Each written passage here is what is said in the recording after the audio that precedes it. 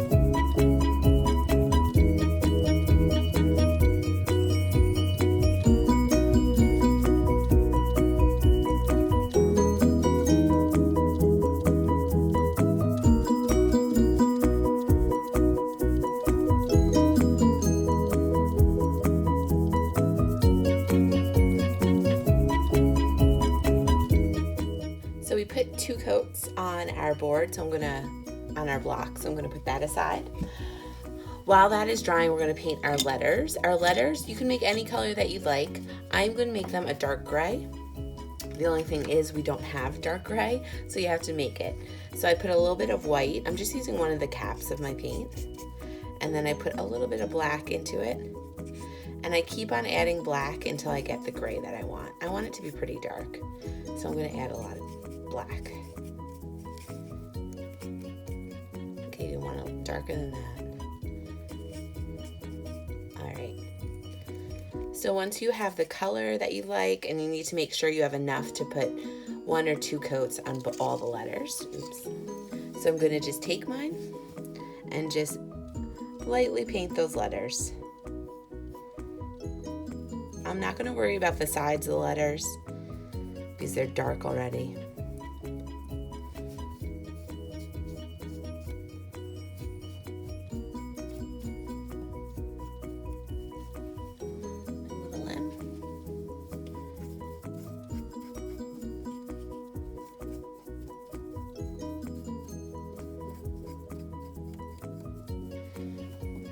After my first coat, I'm just gonna go into all those little edges. Make sure you don't have clumps of paint, because I'm gonna let these dry while I paint my flower. So those are drying. Next, I'm gonna paint my flower. Once again, you could paint your flower any color that you'd like. You could mix any of these paints together. I'm gonna paint it a pink. So I'm gonna make pink. I have a little mixing plate here, so I'm just going to use that. I'm going to use the white that was in my palette. So I'm just going to make a pink. You can make it as dark or as light as you'd like. That looks good to me. So I'm just going to put 2 coats of pink on this.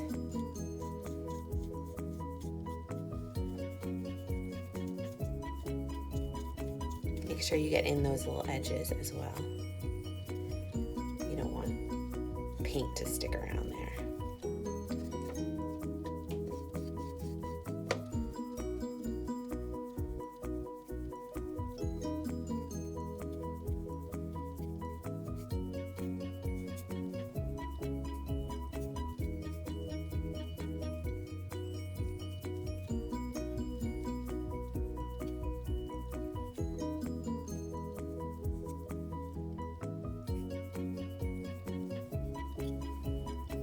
So I put 2 coats on that. I'll let that dry. While that's drying, I'm gonna go back and do a second coat on my letters.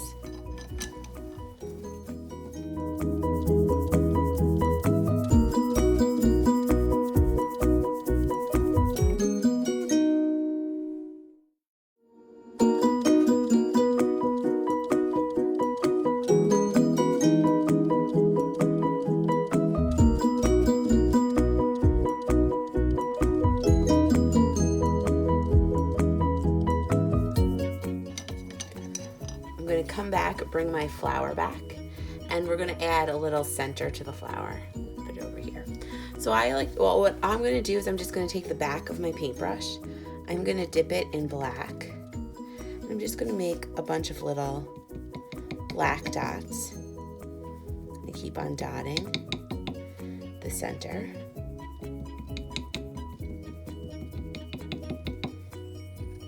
Gonna kind of make an outline.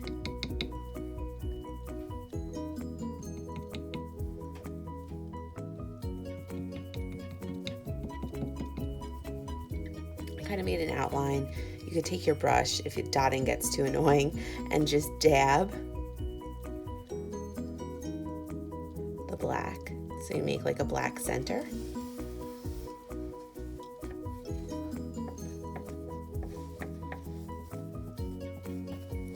So I'm gonna let that dry a little bit, and then I'm gonna put white on it. It's all, we're working in a circuit just to let everything like give something a little bit of a chance to dry. So I have my letters are done. My board is pretty much dry, so I'm gonna bring that back. So what we're gonna do to this, we're gonna distress it. So this is called, like, usually you're calling this dry brushing. What we're gonna do is we're just gonna add some gray streaks left and right to our background. And now this is optional. I think it just gives a little rustic feel, makes it like a little farmhouse. So I'm just going to lightly brush back and forth. If you get too heavy at a certain point, don't even fret it. You could always just paint white on top of it. But I'm just adding a little bit of streaks.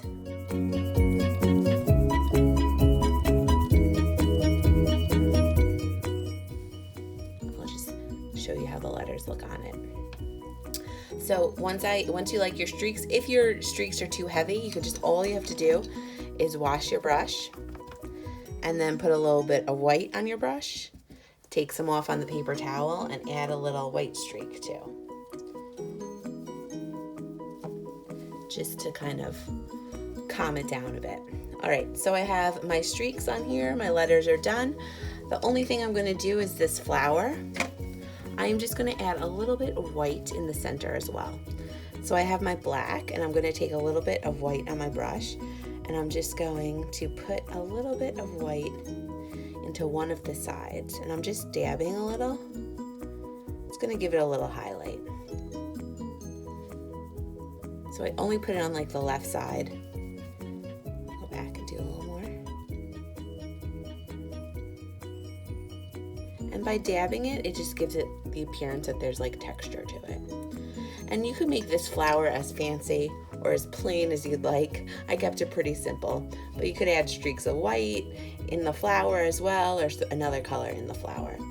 So I have my flower is finished. I'm gonna put that aside. And I'm gonna let everything dry, and when we come back, we'll glue it all together. I laid out how everything's going to, I spaced out everything, laid it all out, because this is how I want to glue it. And what you're gonna do when you're finished and everything's dry, you're just gonna take a little bit of glue. Now you could use Elmer's glue, school glue, wood glue, any glue that you have. Just don't use hot glue, it doesn't work that well. And you're just gonna put a little bit of glue and then put everything down.